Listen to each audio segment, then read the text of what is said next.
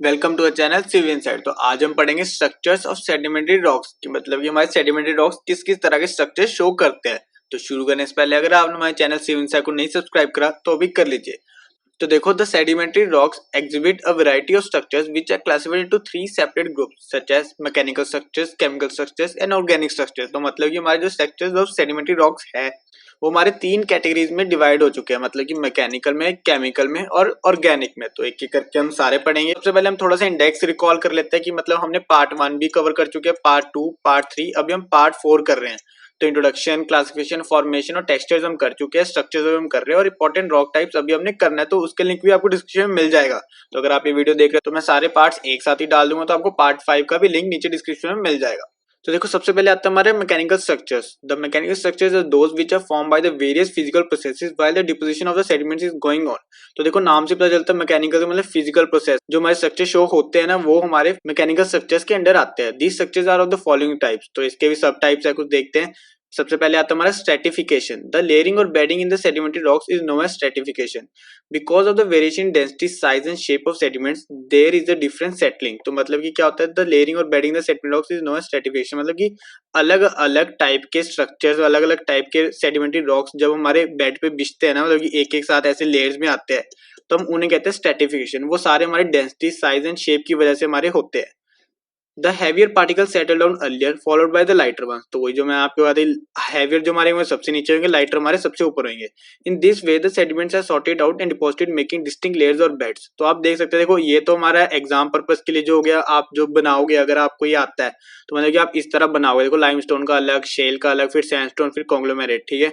लेकिन जब आप लाइव में देखो तो कुछ इस तरह दिखता है। देखो, सब में फर्क पता चल रहा है। देखो, ये वाली लेयर कुछ अलग है, ये वाली भी अलग है, फिर ये वाली भी, फिर ये, फिर ये, फिर ये, फिर ये, फिर ये। देखो कितनी लेयर्स आ गई इसमें। तो मतलब कि इतने तरह के इसमें हमारे सेडिमेंट्स डले हुए हैं। तो ये हमारे सेडिमेंट्री रॉक कहलाता है। The plane separating one bed from the other is called a bedding plane. तो ये दो प्लेन हमारे जो एक दूसरे से अलग होता है तो उन्हें हम कहते हैं bedding plane.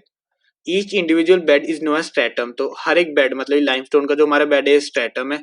While number of beds together are called strata. तो सारे जो मिलकर बनते हैं हमारे स्ट्रेटा। तो ये हमारा पूरा स्ट्रेटिफिकेशन है। मेरे ख्याल से आपको अच्छे समझ आया। मैंने लाइव इमेज पूरी पूरी सारी सब में डाली हुई है ताकि आपको एक अच्छा पॉइंट ऑफ व्यू मिले। नेक्स्ट आता है देखो करंट बेडिंग। तो करंट बेडिंग क्या है? It is a secondary bedding develop within the main bed of sediments. तो मेन बेड ऑफ सेडिमेंट्स में बनती है ये।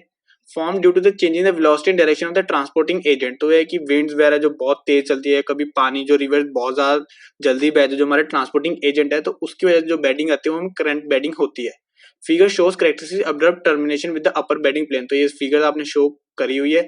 While being tangential to the lower, this type of bedding is also termed as cross bedding and false bedding, या फिर हम इसे cross bedding भी कह देते हैं या फिर फॉल्स बेडिंग। देखो, एग्जाम में तो आप कुछ इस तरह बनाओगे, लेकिन जो लाइव इमेज है तो आप देख सकते हो। देखो, हवा ज्यादा चल रही हो या फिर पानी की वजह से, या फिर ग्लेशियर इफेक्ट। ग्लेशियर इफेक्ट बहुत कम आता है इसमें, ज्यादातर पानी या फिर विंड का आता है। देखो, वेलोसिटी ज्यादा है तो कुछ इस तरह का हमारा डिजाइन आया था। तो ऐसे हमारी ये बेडिंग शो होती है। इसे हम क्या कहते हैं? क्रॉस बेडिंग भी कह सकते हैं या फिर फॉल्स बेडिंग भी कह सकते हैं। देखो, नेक्स्ट आता है मड क्रैक्स। तो मड क्रैक्स क्या? देखो, fine clay sediments when subjected to drying develop रफली polygonal cracks which are called mud cracks. तो आपको पता है कि जो हमारे मड क्रैक्स आते हैं वो हमारे सूखेपन से आते हैं, जो हमारा सूखापन होता है, मतलब कि ज्यादा मॉइस्चर ना हो।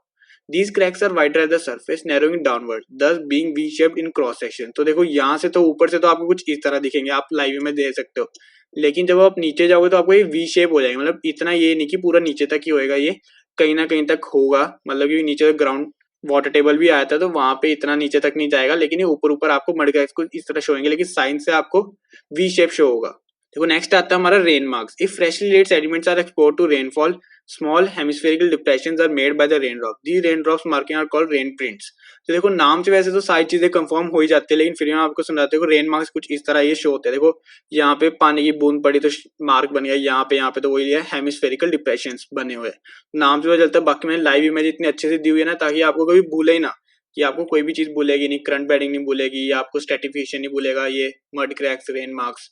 नेक्स्ट आता है देखो रिपल मार्क्स। तो रिपल मार्क्स क्या होता है? Sometimes the water waves and currents leave undulating और wavy impressions on the sediments which are termed as ripple marks. तो रिपल मार्क्स क्या होता है कि जो वाटर वेव्स या फिर करंट वेव जो हमारी होते हैं ना, वो वेव्स की वजह से जो हमारे मार्क्स शो हो जाते हैं ना, उन्हें हम रिपल मार्क्स कहते हैं। The current and wave marking differ from each other in the way that the former are asymmetrical. तो जो हमारी करंट मार्क्स होते हैं ना, जो हमारी करंट मार्किंग होती है वो हमारी थोड़ी सी असिमेट्रिकल होती है, और वाइल द लेटर असिमेट्रिकल। तो जो हमारी वेव मार्किंग होती है वो हमारी सिमेट्रिकल होती है। तो आप देख सकते हैं कुछ इस तरह, ये हमारी ए जो है ये हमारी करंट मार्किंग है और बी जो हमारी है वेव मार्किंग है। ये मतलब कि थोड़ी सिमेट्रिकल है असिमेट्रिकल। तो आप देख सकते हैं यहाँ पे कुछ इस तरह के हमारे रिपल मार्क शो होते हैं। तो पूरी लाइव इमेज आपके पास है। तो देखो नेक्स्ट आता है हमारा केमिकल स्ट्रक्चर। तो केमिकल स्ट्रक्चर देखो नाम से वैसे तो सारा कुछ कंफर्म होता है, फिर भी हमें पढ़ना जरूरी है। देखो chemical structure those which are form by various chemical processes, these may be of the following types. तो केमिकल प्रोसेसेस से बनता है सारा, तो इनके भी कुछ टाइप्स है। तो देखो सबसे पहले हमारा आता है concretionary structure. In this structure rounded bodies with irregular shapes are form within the main rock mass by some chemical solutions. तो आप देख सकते हैं कि केमिकल सॉल्यूशन की वजह से थोड़ा सा ना राउंडेड बॉडीज हमारी आ जाती है ऊपर, इरेगुलर शेप्स आती है लेकिन राउंडेड होते हैं। In composition these body differ from the main rock. These rounded bodies are called concretions and the resulting structure is known as concretionary structure. For example, cilia concretions in a silt bed. तो आप देख सकते हैं image exam में बनाने में कुछ इस तरह होगी, लेकिन लाइव में कुछ इस तरह दिखते हैं। देखो ऐसे ऐसे नहीं निकले हुए ऊपर से, ये नहीं कि यहाँ पे किसी ने रख दिए या फिर ट्रांसपोर्ट हो गए पानी की वजह से। ये वो ये कंक्रीशनरी स्ट्रक्चर है ये जो बने हुए हैं। आप देख सकते हैं सारे नीचे से आए हुए हैं, ये देखो पूरा यहाँ पे पता चलता है सारे नीचे से उगे हुए। तो इन्हें हम बोलते हैं कंक्रीशनरी स्ट्रक्चर्स। नेक्स्ट आता है देखो उलिटिक स्ट्रक्चर। देखो उलिटिक स्ट्रक्चर्स क्या होता है, देखो in this structure the rock consist of small spherical particles called oolites which show typical concentric coatings and range in size only up to 1 mm। तो मतलब ये एक स्मॉल स्फेरिकल पार्टिकल्स बन जाते हैं जिन्हें हम उलाइट्स कहते हैं, और इनका जो ना टिपिकल कंसेंट्रिक कोटिंग्स है ना, और ये साइज में ना सिर्फ 1 mm तक होते हैं। ठीक है, टिपिकल कंसेंट्रिक कोटिंग दिखाता है कुछ, आप देख सकते हैं लाइव में कुछ आपको इस तरह दिखेगी।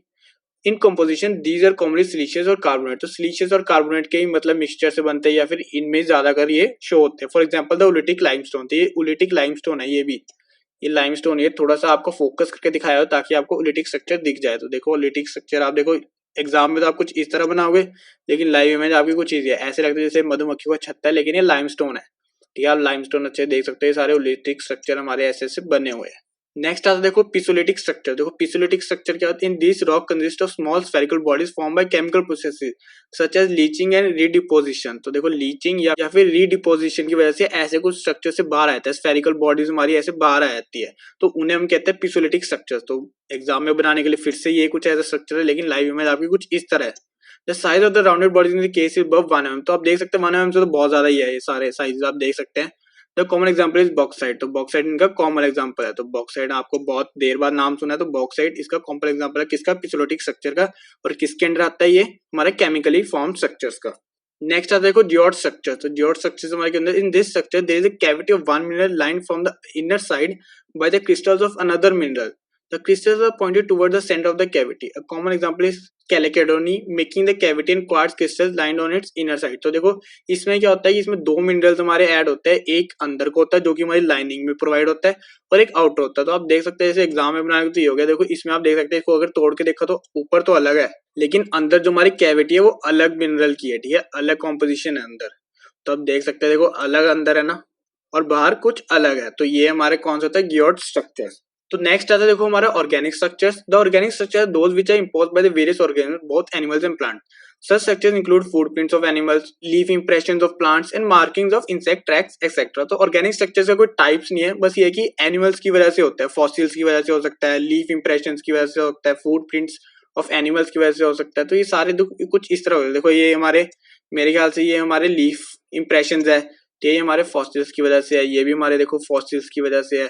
तो ये सारे किसके अंडर आते हैं, हमारे ऑर्गेनिक स्ट्रक्चर्स के अंडर आते हैं। तो यहाँ पे हमारे तीनों तरह के हमारे स्ट्रक्चर्स खत्म होते हैं। कौन से, mechanical structures, chemical structures and organic structures. तो यहाँ से हमारा स्ट्रक्चर ऑफ सेडिमेंट्री रॉक्स पूरा होता है। तो अगर आपको ये वीडियो अच्छी लगी तो प्लीज लाइक करना, शेयर करना, कमेंट करना, और हमारे चैनल सेव एंड साई को जरूर सब्सक्राइब करना। Thank you for watching.